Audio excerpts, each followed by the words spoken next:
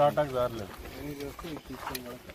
ఇప్పుడు మనం తీసాం కానీ మామూలుగా పక్క నుంచి రావడానికి సార్ 1% వచ్చి కాదు, ఇటు ఎలాగ వస్తారు ఇటు పక్క నుంచి, మనం అంటే తీసుకొచ్చాం.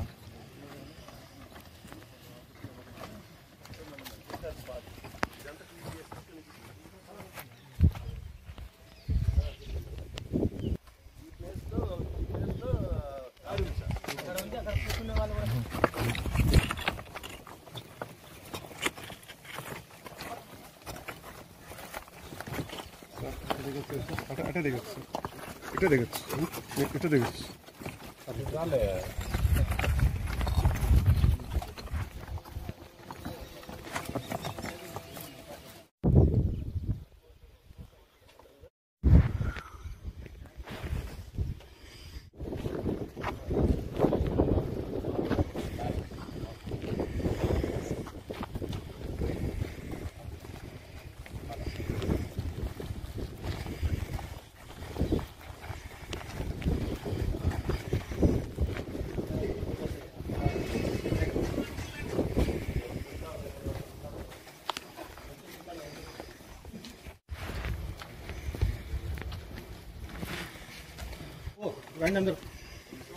జిల్లాలో చాలా దురదృష్టమైన సంఘటన జరిగింది.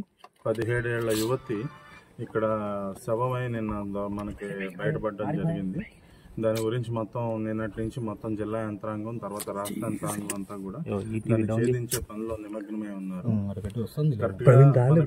ఆనమాళ్ల ప్రకారం ఆ యువతిని పీరియడ్ వచ్చి సుమారు 8 గంటల సమీపంలో గండికోటకి వాహనం మీద తీసుకొచ్చిన తర్వాత ఒక ప్రైవేట్ లాడ్జ్ లో 2 గంటలు ఇద్దరు గడిపిన తర్వాత గండికోట గుమ్మం దగ్గరలో కోట గుమ్మం దగ్గరలో 10 గంటల 40 నిమిషాలకి విడిచిపెట్టి ఆయన ఆ ప్రియుడు వెళ్ళిపోవడం జరిగింది. తర్వాత 11 గంటల సమీపంలో ఈ రంగనాయక స్వామి మందిరంలో ఆమె బ్యాగ్ వేసుకుని నడుచుకుంటూ ఉంటాం అనేది మనకి తెలిసింది. తర్వాత ఏం జరిగింది అనేది తెలియదు. నిన్న ప్రొద్దుట ఆమె శవమై మనకి ఇక్కడ ఈ రంగనాథ స్వామి ఆలయం వెనక భాగంలో ఆమె శవం పడి ఉండటం, ఆమె ఏమంటారు టాప్ పైన వేసుకున్న వస్త్రాలు ఒలిచి వేసి ఉండటం అన్నీ చూసాం. చాలా దిగ్భ్రాంతి కలిగించింది. దీని మీద మనం అన్ని కోణాల్లోనూ ప్రస్తుతం అన్ని కోణాల్లోనూ దర్యాప్తు చేస్తున్నాం. దీనికి సంబంధించి మనకి కీలకమైన క్లూలు ఈరోజు ఉదయం మనకు లభించడం జరిగింది. ఇంతవరకు మనం అంటే ప్రామాణికంగా మనం చెప్పగలిగింది ఏంటంటే ఆమె హత్య చేయట్లో ఆమె యొక్క ప్రియుడు పాత్ర అనేది ఏమాత్రం లేదు. అది మనం రూల్ అవుట్ చేసాం.